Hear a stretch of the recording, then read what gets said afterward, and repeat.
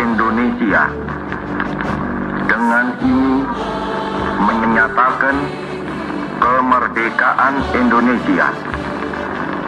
Merdeka sejak 17 Agustus 1945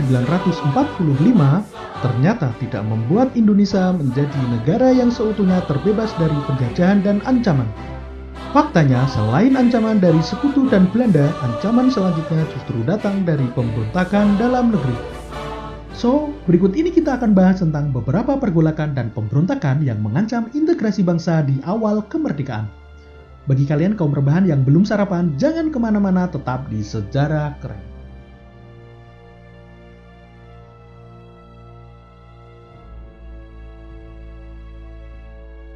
Di awal kemerdekaan, dengan usia Indonesia yang masih seumur jagung, dengan kondisi ekonomi, politik, sosial, budaya yang masih belum stabil, Indonesia harus dihadapkan dengan beberapa pemberontakan yang terjadi di berbagai daerah.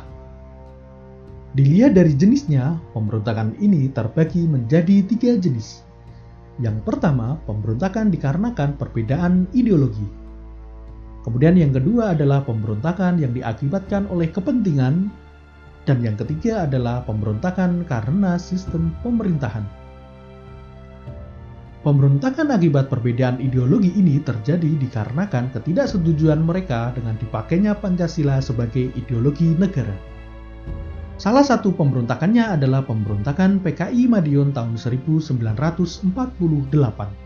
Amir Syarifuddin dan Musso menginginkan Indonesia seharusnya menggunakan ideologi komunis. Pemberontakan yang kedua adalah pemberontakan yang dilakukan oleh Darul Islam Tentara Islam Indonesia atau yang lebih kita kenal sebagai pemberontakan DITII yang dipimpin oleh Kartosuwiryo.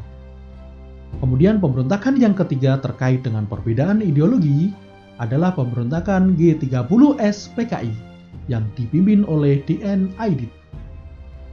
Pemberontakan akibat kepentingan ada beberapa pemberontakan.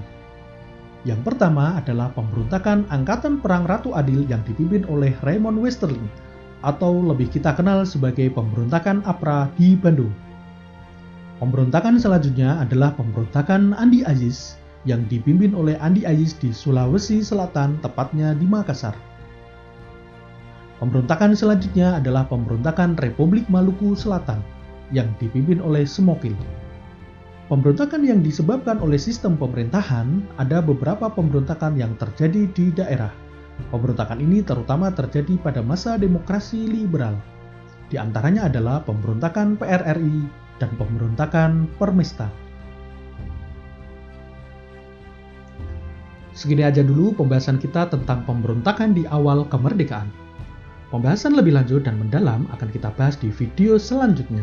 So, buat kalian yang belum subscribe, jangan lupa untuk subscribe dan aktifin lonceng kalian untuk mendapatkan notifikasi seputar pembahasan materi sejarah di channel Sejarah Keren.